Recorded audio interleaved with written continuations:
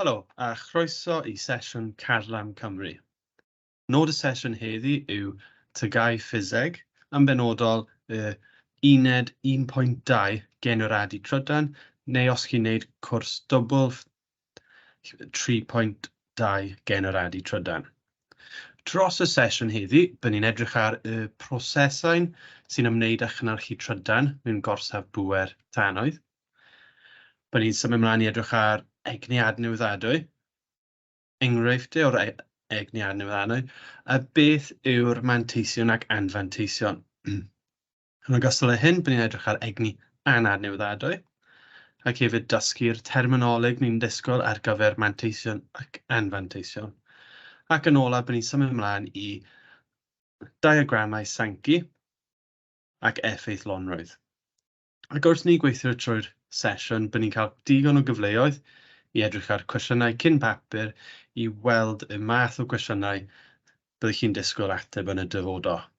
Felly, i ddechrau, y prosesau sy'n ymwneud â chynhyrchu trydan mewn gorsaf bŵer tannoedd. Ond beth ni'n golygu gan tannoedd? A fel arfer, mae disgwyl arnoch chi i gofio'r 3 tannoedd ffosil, sef glo, olew ac nwy. Ond fel arfer, nwy yw'r term chi'n clywed, ond nwy naturiol yw beth ni'n ffocysu arno fan hyn. Yn eich gwersi gwyddoniaeth, falle chi wedi cael y cyfle i ddysgu sut mae glo, olew a nwy yn cael ei ffurfio. Ond heddi, ni'n mynd i jyst ffocysu arno beth yw'r pwrpas y glo, olew, nwy mewn gorsaf bŵer mwyn cynhyrchu'r trydan. Felly, i ddechrau, mae glo, olew, nwy yn cael ei prosesu mwyn sicrhau ni'n gallu ryddhau'r egni sy'n cael ei storio tu fewn y glo, neu olew, neu nwy. Beth yw'r enghraifft o egni sydd yn glo, olew, nwy? Wel, mae disgwyl arnoch chi cofio bod egni cymegol yw'r egni sydd yn sownd tu fewn i tannoeddau ffosil. A mewn gorsaf bŵer, beth ni'n neud gyda'r glo, olew, nwy yw ni'n fel arfer sicrhau bod ni'n torri fe lan mewn i lwch. Mae glo weithiau'n cael ei torri mewn i lwch bach, so coal dust, mwyn llosgu ar tymheredd uchel mwyn ryddhau'r egni cymegol sydd wedi cael ei storio mewn y glo.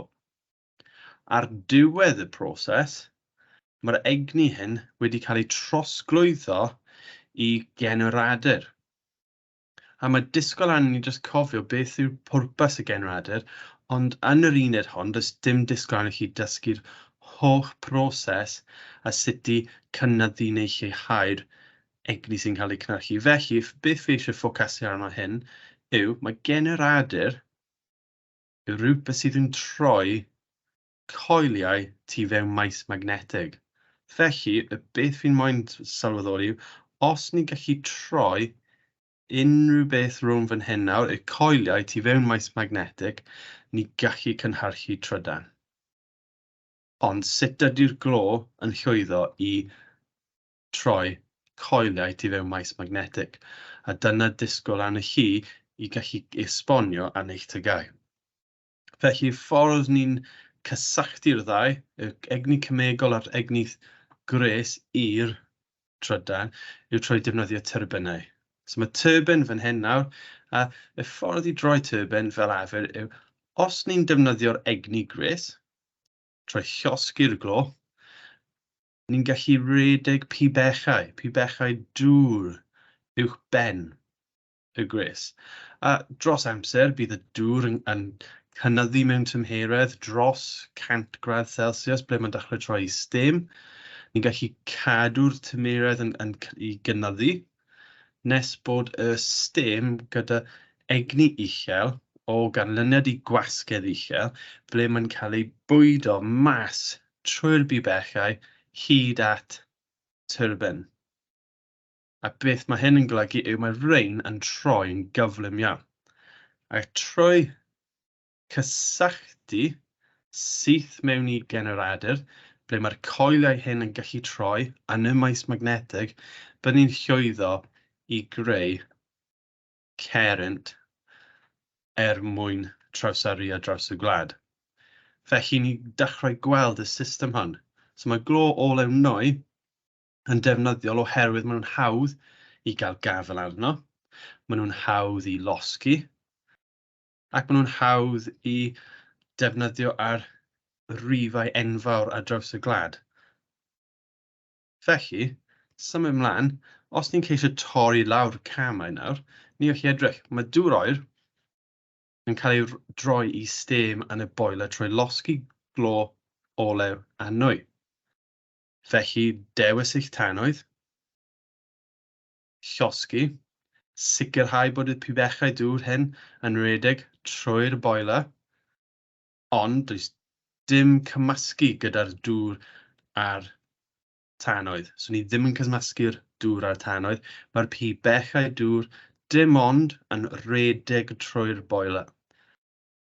Dros amser, mae'r egni cymegol hyn wedi cael ei trosglwyddo i egni gres. Mae'r egni gres yn y boiler yn cael ei trosglwyddo i'r pibechau ac tu fewn y pibechau mae'n dŵr yn symud. A mae'r dŵr hyn yn rysogi nes bod e'n dechrau troi i stem. Mae'r stem yn gallu cyrraedd tymheredd o 5 gradd Celsius, ble mae nawr gyda gwasgedd ac egni uchel. Mae hyn yn cael ei ryddhau at turbine sydd yn troi yn gyflym iawn sydd yn troi Generadu a ni'n llwyddo creu Trydan. Ond sylweddol, mae cwbl o gamau ychwanegol. Enghraifft, ni ddim yn gadael y ddŵr i fod yn gwastraff. Ni'n gadael y stem i oeri. A mae stem hyn dal yn dwym a maen nhw fel arfer yn cael ei anfon at tŵr oeri. So meddwl os i byth i gweld gorsaf Trydan yn y byd o amgylchu neu ar y teledu, efallai chi wedi gweld y tŵr oeri hyn. A dyna pwrpas nhw. Maen nhw'n anfon dŵr poeth mewn, a beth sy'n cwmpo lawr yw'r dŵr sydd wedi oeri mwyn ail defnyddio. Felly, mae 4 cam gwahanol yn sefyll mas.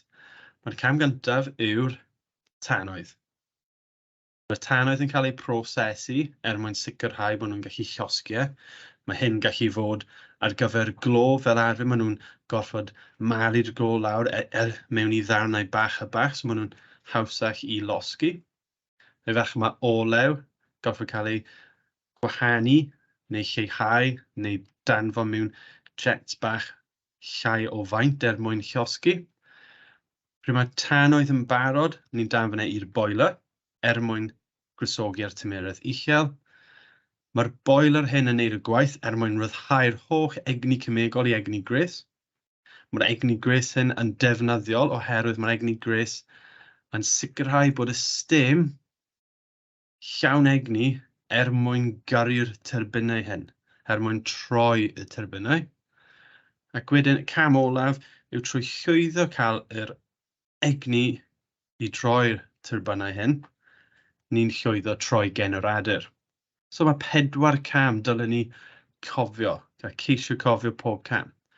Weithiau, mae cwestiynau yn gofyn yn lle beth yw'r camau o gynhyrchu Trydan, beth yw'r prosesau egni. Beth yw'r egni sydd wedi cael ei trosglwyddo ar hyd y camau hyn. So, please cofiwch nawr. Ni'n dechrau efo egni cinetig a cymegol. Egni cymegol, nid cinetig. Byddwch chi'n gweld bod cy arall yn codi mewn munud. So, cymegol yw'r egni sy'n cael ei storio tu fewn glo olew a nwy. Trwy llosgi, ni'n ryddhau egni thermol. Byddwch chi'n gweld weithiau maen nhw'n defnyddio'r term gres fel egni gres, ond thermol hefyd yn gywir. Trwy cael unrhyw beth i troi, a neu unrhyw symudiad fel sydd yn y turbinau, mae'r egni thermol hyn, mae'r stem yn cyfrifol am troi turbinau sydd yn trosglwyddo'r egni thermol i cinetig. Ac yn olaf, beth yw'r pwrpas yr holl system? Pwrpas y system yw i greu Trydan. Felly dyma'r 4 cam o greu trydan trwy defnyddio tanwyddau ffosil. Os ni'n edrych ar cwestiwn TGAU, hwn yw'r ffurf ni wedi gweld yn yr orffennol mewn cwestiwn haen sylfaenol. So, croeso i chi gwasgu pause ar unrhyw adeg gyda cwestiynau TGAU, ceisiwch cael go ar y cwestiwn, a wedyn dewch nôl i weld os mae ateb chi yn gywir neu beidio. Felly, i ddechrau, ffurf da yw i edrych ar marciau sydd ar gael fel arfer. So mae 1 marc, 2 marc fan hyn. So mae 3 marc ar gael. Os chi'n ceisio edrych ar ôl amser chi mewn TGAU, weithiau chi'n clywed pethau fel ceisiwch cadw 1 marc y munud. So mae syniad da fan hyn. Os mae cwestiwn hyn yn cymryd fwy na 3 munud, efallai chi'n meddwl gormod neu chi heb di cofio'r gwybodaeth angenreidiol i lwyddo ar y cwestiwn hyn. Felly, gnewch y fwyaf o'r adnoddau hyn i sicrhau bod chi'n llwyddo yn y haf. Felly, cwestiwn gyntaf, mae'r diagram isod yn dangos prif rannau gorsaf drydan thermol. Maen nhw'n rhoi yn Saesneg thermal power station, sy'n defnyddio glo. So, term defnyddiol fan hyn, sy'n defnyddio glo i gynhyrchu trydan. So, ni'n gweld gorsaf thermol sy'n defnyddio glo. So, cofiwch nôl i'r camau ni newydd edrych arno. Os ni'n edrych fan hyn, maen nhw'n defnyddio'r term ffwrnais ar gyfer y boiler. Maen nhw'n defnyddio'r term ager ar gyfer stêm. Ac ni'n gweld bod saith fan hyn sydd yn troi mewn i'r Generadu. So, trwy edrych ar 1 marc, cwblhewch y labelu, gobeithio bod yn glir bod mae'r tanwydd heb cael ei ddangos yn y diagram, ond does dim angen y tanwydd yn y diagram i wneud yn glir, ond beth sydd ar goll yw'r term ar gyfer y turbine, y turbinau hyn sydd yn troi. So 1 marc jyst i orffen y camau hyn. Gweld nawr mae'r ail cwestiwn yn lle sôn am y camau gyda'r terminoleg am y rhan y gorsaf, mae nawr yn sôn am cysylltu gyda'r trosglwyddiadau egni. Felly, tynwch 1 llinell o bob rhan o'r orsaf drydan i'r newid egni mae'n ei cynhyrchu. Felly, mae 2 rhan y gorsaf, 3 ateb. So nhw'n disgwyl gweld 2 llinell ar y fwyaf, ond dim ond 1 i adael y ffwrnais ac 1 i adael y generadur. Felly ffwrnais, os ni'n edrych nawr, ffwrnais reit ar ddechrau'r proses. So byddwn ni ddim yn chwilio am trydan yn y term. Ffwrnais, byddwn ni'n edrych mwy am y termau dechreuol, fel cymegol. Mae'r ateb gyntaf yn sôn am cinetic a trydanol, felly mae'r ffwrnais ddim yn cyfrifol mewn rhywbeth trydanol ar cam hyn. Ail un yn sôn am cymegol a trydanol, a mae'r ffwrnais ddim yn cysylltiedig gyda trydanol, ond cymegol yn gywir. Felly, yr un olaf, mae'r ffwrnais yn newid yr egni cymegol i'r egni thermol, sydd yn gywir.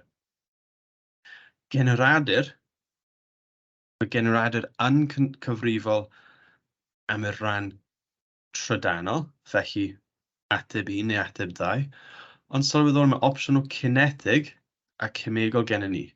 Felly os i byth yn stuck ar y cwestiwn fel hyn, ewch nôl a ceisiwch edrych ar ei diagram a cysylltu. Wel, mae'r generadur yn creu'r trydan, ond beth sydd mynd mewn, beth sy'n rhaid digwydd mwyn creu trydan, a cofiwch nôl i'r turbine, bydd chi'n gweld, mae rhaid troi, felly egni cinetig. So, ateb sydd ar y top. So, dros yr 15 munud o'r sesiwn, ni wedi gweithio trwy'r prosesau sy'n ymwneud â chynhyrchu trydan mewn gorsaf pŵer tanwydd.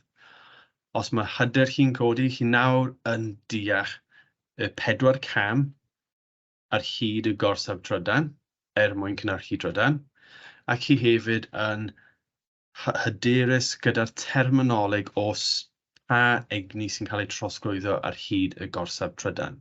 Ni wedi edrych ar un cwestiwn syml i ceisio codi hyder gyda'r cwestiynau TGAU. Ni nawr symud ymlaen i'r manteision ac anfanteision, technolegau egni adnewyddadwy.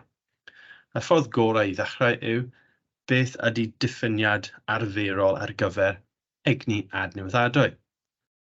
Diffiniad syml yw egni a gesglir o adnoddau na fyddant byth yn rhedeg allan, neu sy'n cael ei disodli gan natur mewn llai nag oes ddynol.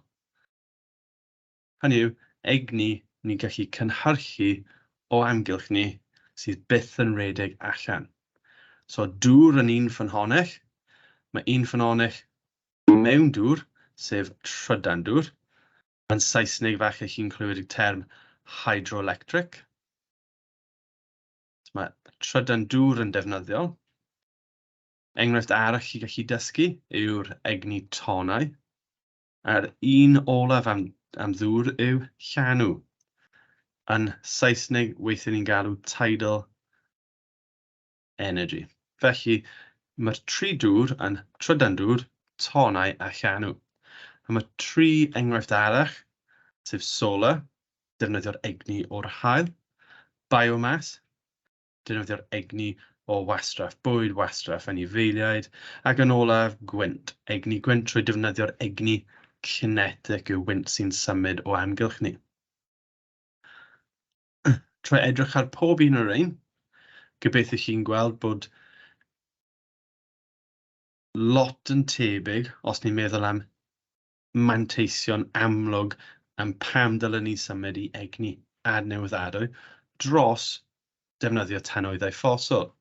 A mae hyn yn patrwm ni'n gweld yn y cwestiynau TGAU, ble maen nhw'n gofyn defnyddio wybodaeth i ceisio dweud pam dyle'r byd, y gwlad, symud i egni adnewyddadwy dros defnyddio tanwyddau ffosil. Ond am nawr, y diffiniad fi wedi rhoi lawr fan hyn, fi wedi lleihau'r diffiniad. Nawr ni'n gweld bod egni adnewyddadwy yw'r ffynhonnell egni nad yw'n mynd i rhedeg allan.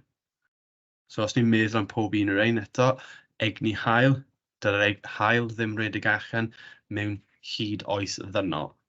Dyle'r gwynt ar draws y byd byth rhedeg allan mewn hyd oes ddynol. So just meddwl am yr egni sy'n mynd i bodoli dros amser hir. Mae'r rhan fwyaf o'r adnoddau egni adnewyddadwy yn lan. Beth dwi'n golygu gan lan yw ble mae llai neu bach iawn o carbon dioxide neu ddim carbon dioxide yn cael ei cynhyrchu. Ond cofiwch trwy adeiladu gorsfeuoedd gwynt, weithiau mae yna elfen o carbon dioxide trwy'r proses o cynhyrchu'r peilonau. Ond wrth i nhw wedi cael eu sefydlu, a maen nhw'n defnyddio'r egni gwynt, dydyn nhw ddim yn cynhyrchu carbon dioxide. So dyna pam ni weithiau goffod rhoi llai i ddim, jyst i sicrhau bod ni'n deall bod yna mae yna elfen o carbon dioxide yn cael ei ryddhau trwy ei adeiladu a sefydlu. Yn wrth i ni cael ei sefydlu, dydyn nhw ddim yn cynhyrchu carbon dioxide, a pethau fel dŵr, golau haul a gwynt yw cyflenwadau egni sydd ddim gyda unrhyw gost. So dim angen talu am yr egni haul. Ond, wrth gwrs, ni'n gallu ffocysu ar un ar y tro i sicrhau bod ni'n deall bod mantais am pob un, ond hefyd mae yna mantais dros dewis trydan dŵr dros llanw, dros pŵer tonau. Felly hwn yw tabl, gobeithio chi allu nodi lawr neu defnyddio yn eich sesiynau adolygu wrth i chi mynd ymlaen, trosglwyddo rein i cardiau fflach, trwy roi trydan dŵr ar un ochr, manteision ar ochr arall, felly chi allu mynd nôl ymlaen.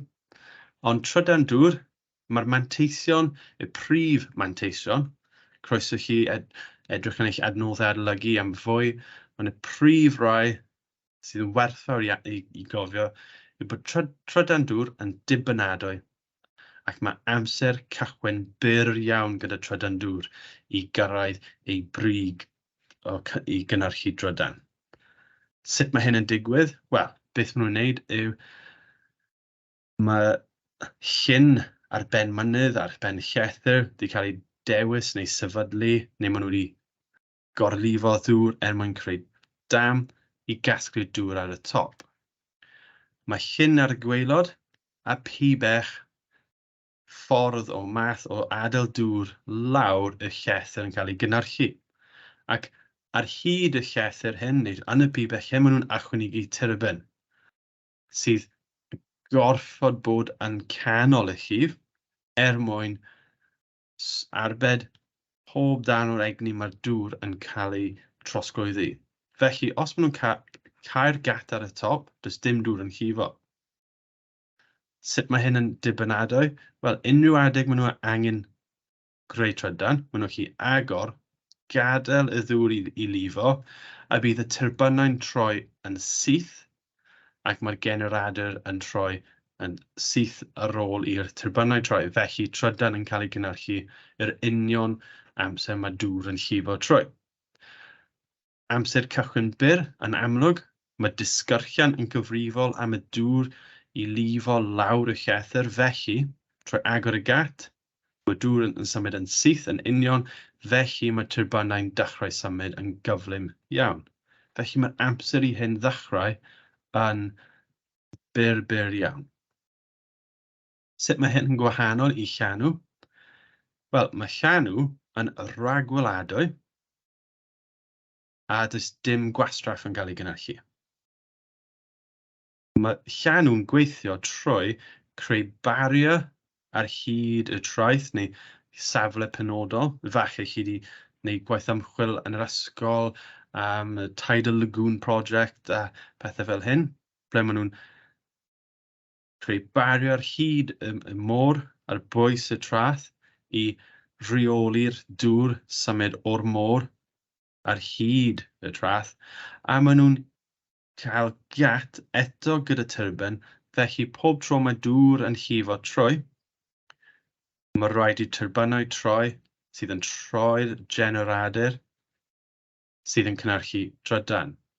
Ond mae'r llanw yn ragweladwy oherwydd dim ond 2 waith y dydd mae hyn yn digwydd.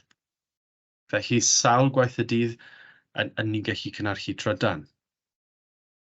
Mwy na 2, oherwydd os ni'n meddwl mae'r llanw mas a ni'n gadael y ddŵr teithio mewn, so mae cyfle i ddŵr teithio mewn a llenwi i lefel uchel. Wrth i'r llanw mynd mas eto yn y bore'r dydd, ni'n gallu casglu'r egni wrth i'r lefel cynyddu, ac wrth i'r lefel lleihau, bydd ni'n gallu casglu egni eto. Felly mae 2 waith y dydd yn cyfateb i 4 gwaith y dydd o gynhyrchu Trydan. Ond efallai mae pŵer llanw ddim mor ddefnyddiol os oedd ni moyn ceisio dechrau'n gyflym iawn, oherwydd ni'n gwybod, ni'n gallu rhagweld pryd bydd modd casglu'r egni, ond ni methu penderfynu pryd ni moyn casglu egni. Mae pŵer tonau, dydyn nhw ddim yn cynnyrchu unrhyw llygredd aer na gwastraff wrth i nhw cael eu defnyddio. Mae biomas yn dibynadwy oherwydd trwy llosgi'r darnau o bren neu cnydau maen nhw'n cynnyrchu. Maen nhw'n gwybod, maen nhw'n disgwyl am pob kilogram o'r tanwydd hyn, maen nhw'n ryddhau nifer penodol o egni.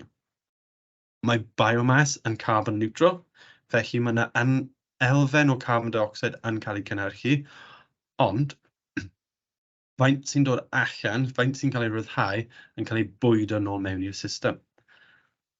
Ac yn olaf, solar, mae solar yn mantais oherwydd does dim cost tanwydd, does dim gwastraff, dim ond yn dibynnu ar yr haul.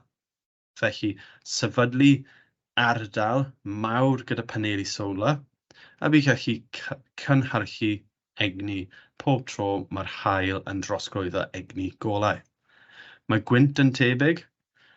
Mae rhaid i ni sefydlu ardal ffarm gwynt, ble mae'r turbynau yn y cyfeiriad y gwynt, a bydd dim cost i'r tannoedd, oes dim gwastraff yn cael ei cynnyrchu sydd gorfod cael ei storio neu cael gwared, dim ond trwy symudiad y turbynau, mae'r egni trydanol yn cael ei gynnyrchu. Felly, manteision yn amlwg, mae yna patrymau i adolygu, mae lot o atebion dim gwastraff neu dim cost tannoedd. Mae'r cwpl rai penodol fel trydan dŵr, dibynadwy ac amser cychwyn byr wedi dod lan yn y papurau yn yr orffennol, so falle ffocysu ar reins, cofiwch nhw.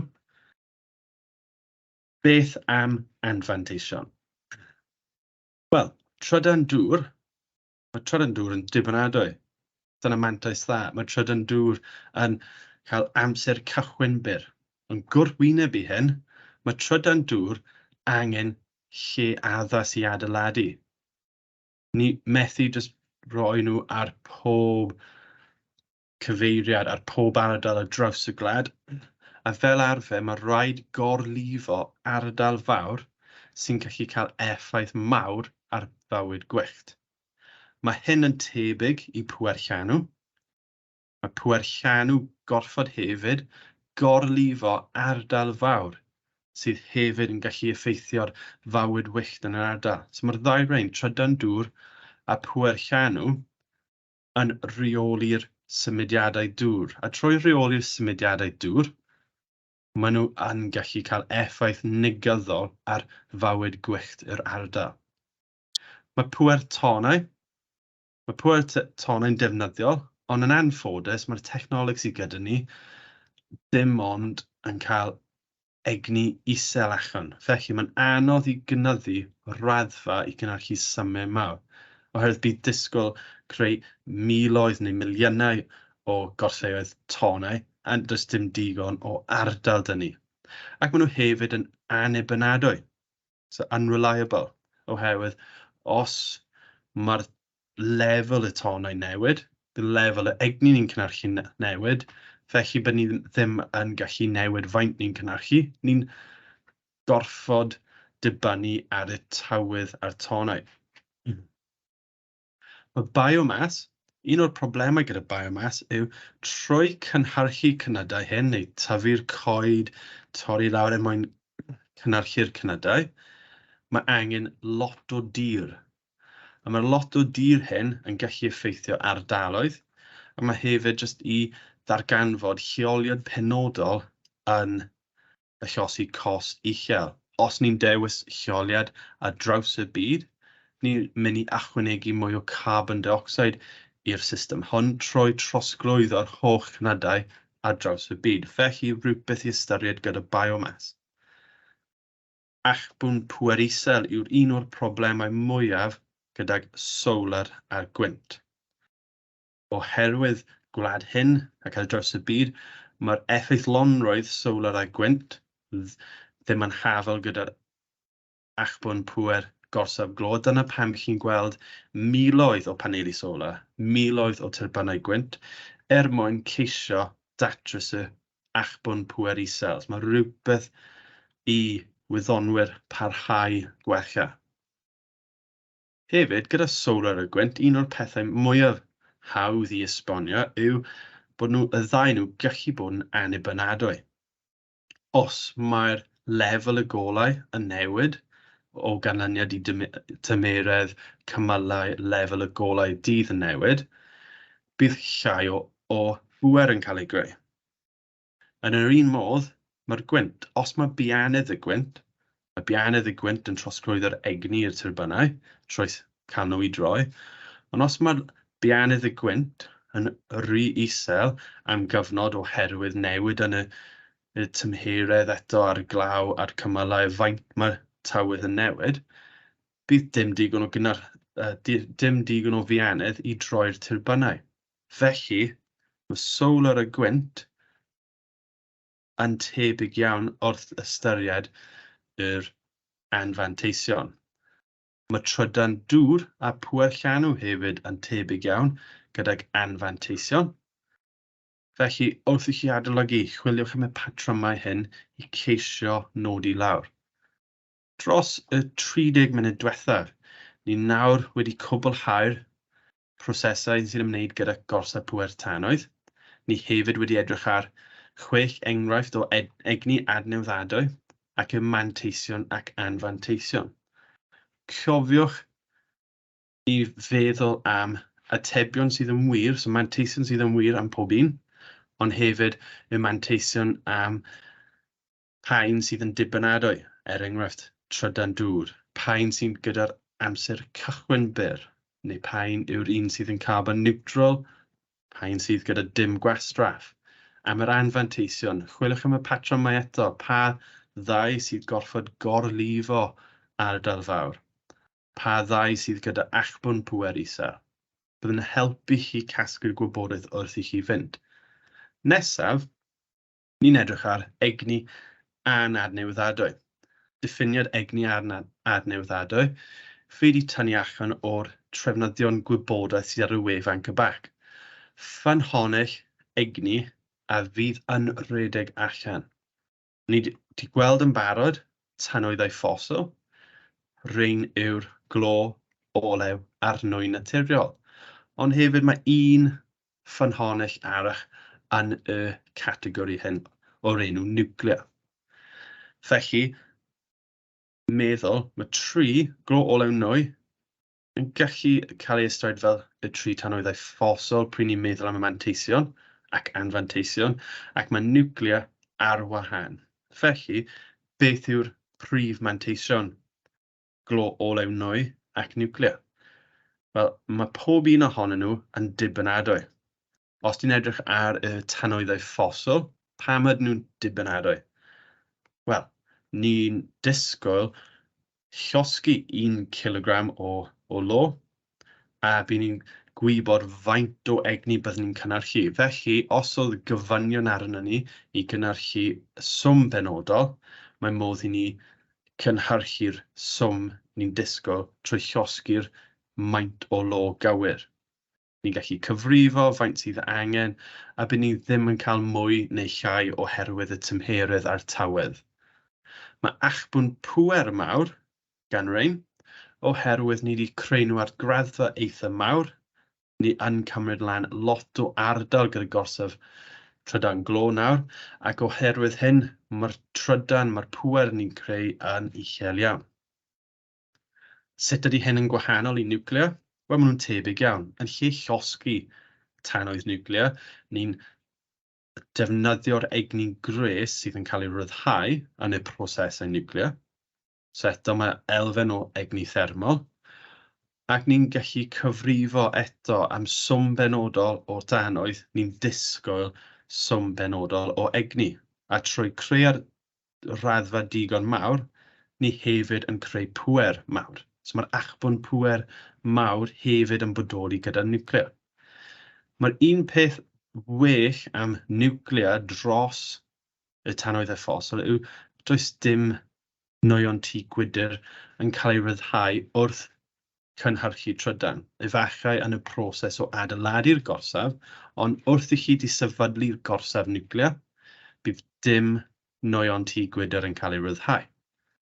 Ar yr ochr arall, fi wedi rhoi'r anfanteision ar yr un tudalen. Beth ni'n gweld yw, eto, atebion tebyg am y tannoeddau ffosil, sef maen nhw'n cynhyrchu nwyon tŷ gwydr. Dyna'r prif problem.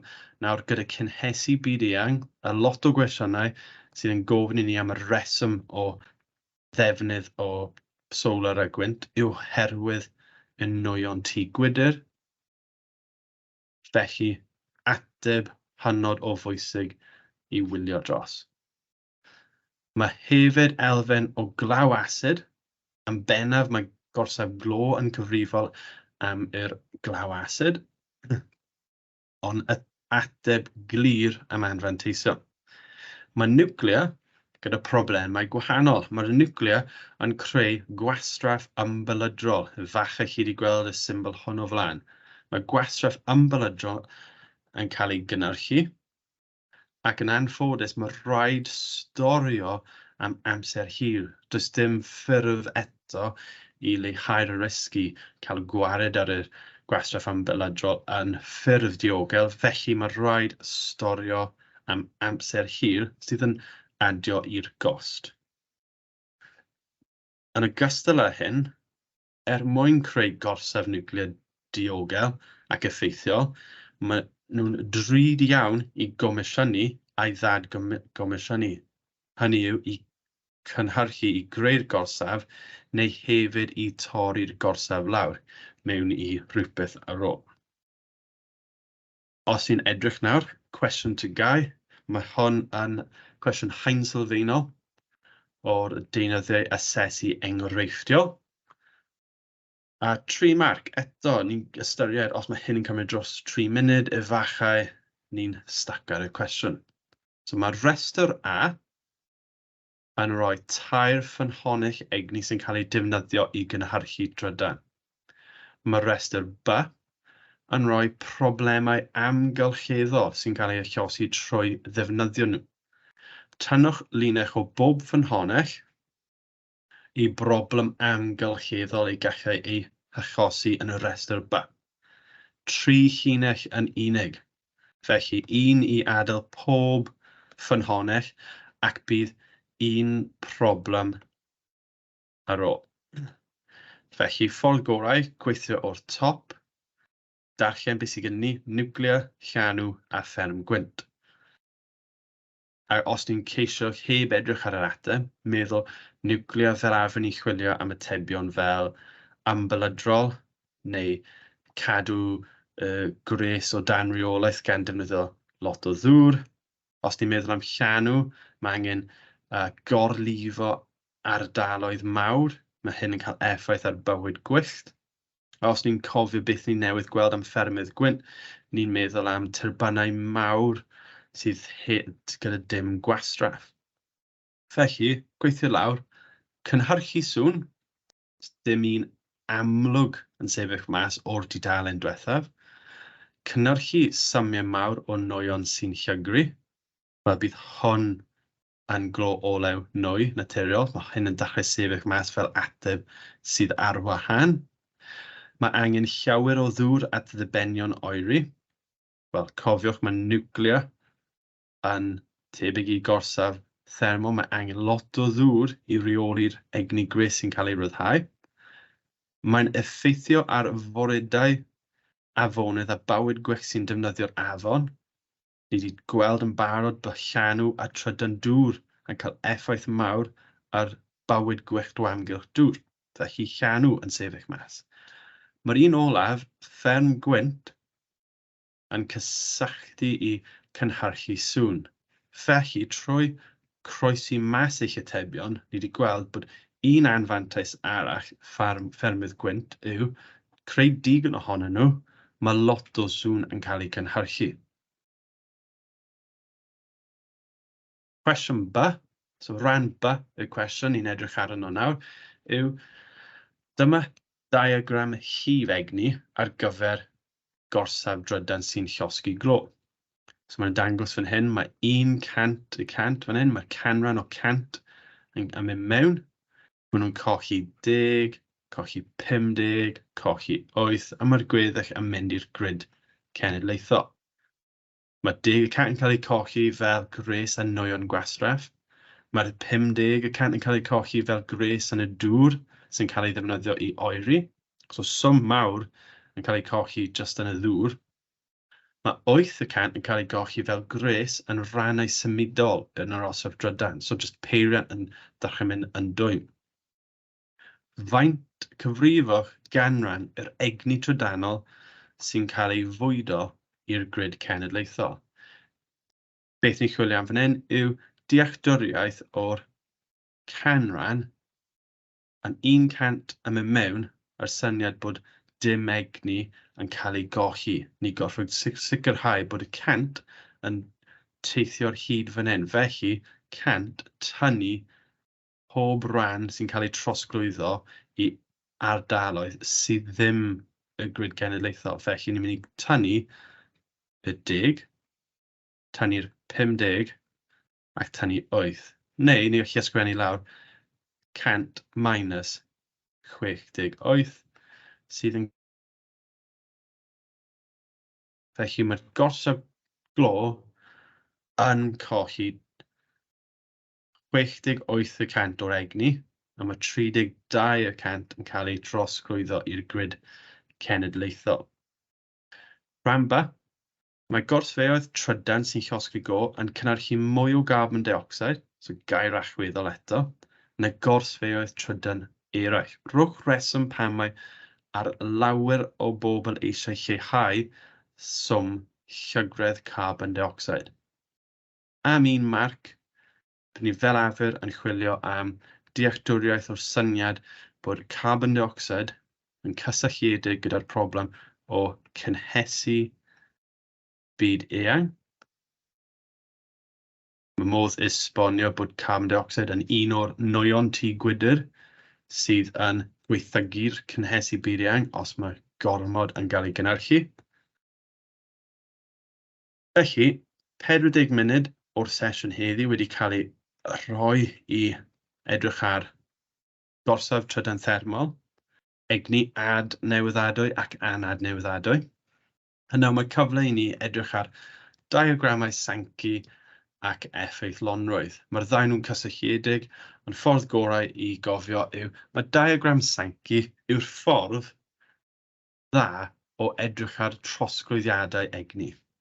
Felly mae diagram syml dyn ni fan hyn, os dwi'n labelu 1 sef yr egni mewnbwn, 2 yw'r egni defnyddiol, ac 3 yw'r egni gwastraff.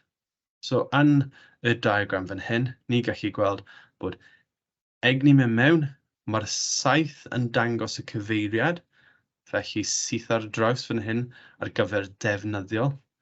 Mae hyn yn mynd lawr, so mae ddim yn parhau, mae'n cael ei golli fel egni gwastraff. A un o'r pethau mwyaf defnyddiol, just fel yn y cwestiwn diwethaf, yw os ni'n gwybod swm yr egni sy'n mynd mewn, mae hyn yn mynd i cyfateb i'r swm yr egni sy'n gadael. Neu fi gallu ysgrifennu lawr mae 1 yn hafel i swm 2 a swm 3. So mae'r egni mewnbwn mynd i bod yn hafel i'r egni defnyddiol adio'r egni gwastraff. So enghraifft, 100 yn mynd mewn, os oedd 2 yn cyfateb i 60%, beth bydd yr ôl yw 40%.